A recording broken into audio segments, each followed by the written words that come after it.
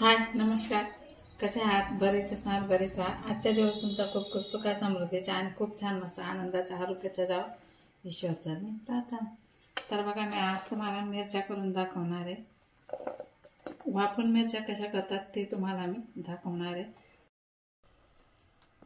आपल्याला असं इथं पाणी ठेवून घ्यायचं आहे. त्यानंतर इथं ठेवायची अशी जाळीवर ठेवायची आपल्याला ही गाळणी ठेवल्यानंतर आपल्याला या मिरच्या अशा वाफवून घ्यायच्या आहे. यांना तुम्ही चिरा पण पाडू शकता, पण मी नाही पाडल्या, कारण चिरा पाडून आहे ना त्यांची वरची साल निघायला लागते. त्यासाठी हे मी असंच आपल्याला ठेवायचे आहेत. तर सर्व मिरच्या मी अशा वाफण्यासाठी इथं ठेवून दिलेल्या आहेत.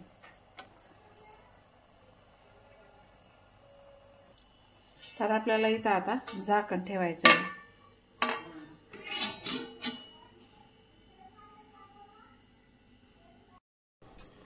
आपल्याला झाकण काढून बघायचं आहे. मिरच्या छानच आपल्या वाफल्या गेलेल्या आहे. तुम्ही बघू शकता, या अशा मिरच्या मस्तपैकी वाफल्या गेल्या. आता आपल्याला ह्या मिरच्या काढून घ्यायच्या आहे. हे थोड्याशा अशा गार होऊ द्यायच्या आहे. ह्या बघा, मस्त अशा वाफल्या गेल्या. तुम्ही अजून जास्त बी वाफू देणार ना तरी सुद्धा चालतं.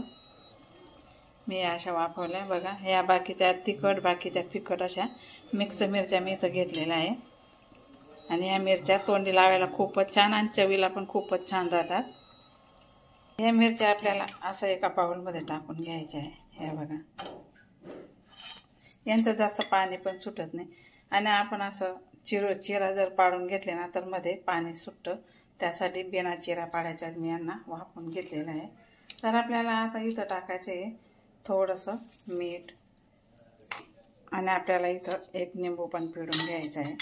हा बघा,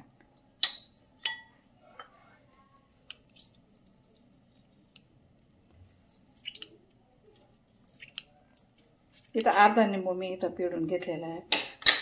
आणि इथं मी घेतलेला आहे एक काळं नमक आणि हा चाट मसाला, हा पण आपल्याला इथं टाक. आणि हे आपल्याला असं चांगलं मिक्स करून घ्यायचं आहे. आणि ह्या मिरच्या तोंडी लावायला खूपच छान चविष्ट असतात. तुम्ही चपातीसोबत सुद्धा, डाळ भात बनवलं त्यासोबत सुद्धा आणि खिचडीसोबत तुम्ही असं आहे ना एका डब्यामध्ये पॅक करून सुद्धा भरू शकता. आणि रोजची असं 1, 2 किंवा असं 1, 2 रोजची सुद्धा खाऊ शकता. खूपच छान आणि खूपच टेस्टी असतात ह्या मिरच्या. तर अशा प्रकारे या मिरच्या फ्राय केलेल्या आहे मी.